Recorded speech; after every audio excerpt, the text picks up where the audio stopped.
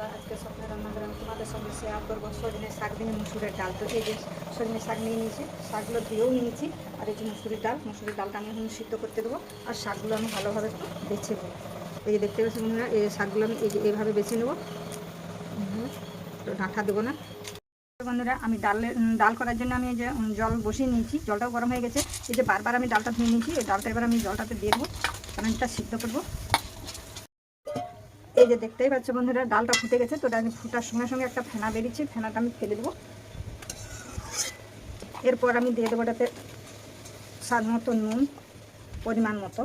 আর দিয়ে দেবো আমি 1 চামচ হলুদ, দিয়ে দেবো আদা থেতো করা এক টুকরো, ছোটো 1 চামচের একটু জিরা গুঁড়া।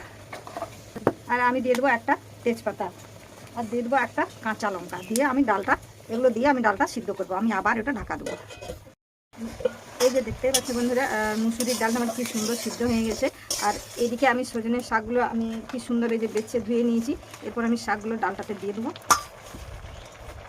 দিয়ে আবার একটু নুন দিয়ে দেবো। আমি ডালটায় নুন দিয়েছি, এটা শাকটার জন্য নুন দিলাম।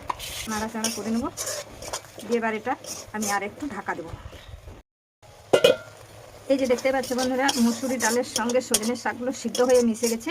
এরপর এটাকে আমি জল দিয়ে দেবো, ফুটিয়ে নেবো, আর একটু দেবো, ব্যাস এটা আমি ফুটিয়ে নেবো। দেখতে পাচ্ছি বন্ধুরা, ফুটে গেছে। এটা এখন আমি একটু আলাদা একটা বাটিতে নামিয়ে রাখতে পারছি বন্ধুরা। আমি আবার কড়া বসিয়ে নিয়েছি, কড়াও গরম হয়ে গেছে। এরপর এটা একটু তেল দিয়ে দিলাম, সামান্য একটু নুন দিয়ে দেবো। আর দিয়ে দেবো আমি একটা শুকনো লঙ্কা, একটু মুখটা ভেঙে দেবো। আর দিয়ে দেবো যে আমি 5 ফোড়ন। আর দিয়ে দিচ্ছি গোটা করতে একটু রসুন থেতো করে। এটা একটু আমি নাড়াচাড়া করে নেবো।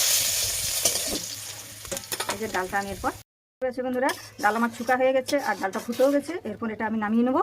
দেখতেই পাচ্ছ বন্ধুরা, সজনে শাক দিয়ে মুসুরির ডাল আজ এই গরম দুপুরটা জমে যাবে। গরম ভাত দিয়ে খুব সুন্দর খেতেও লাগবে। আর যদি আমার এই শাক ডালটা তোমাদের ভালো লেগে থাকে, তাহলে একটা লাইক, একটা সাবস্ক্রাইব করে দেবে।